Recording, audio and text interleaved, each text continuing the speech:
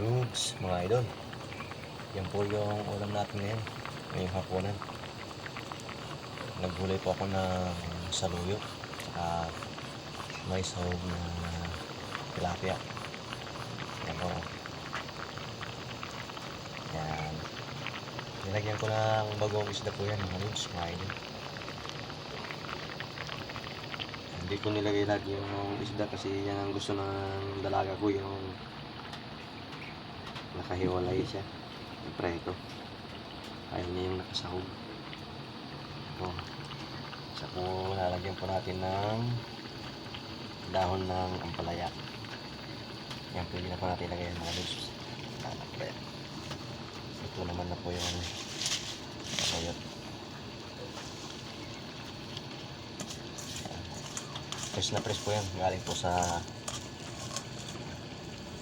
paligid natin. Mga tanim natin sa gilid-gilid lang. Ito mga loose. Gilid po natin ito.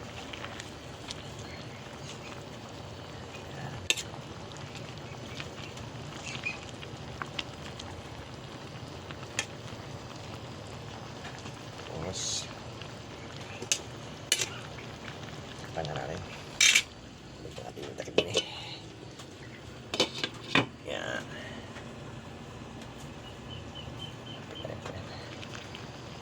Bali itong dahon na mga loads, mga idol eh.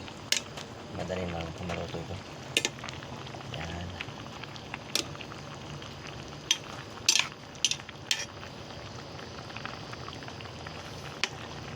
Okay na po yan. Okay na tayo mga loads, mga idol. Ito na po yan. Yan. Hanggang dito lang po tayo. Maraming salamat po sa panonood. God bless everyone. Bye bye. Thank you.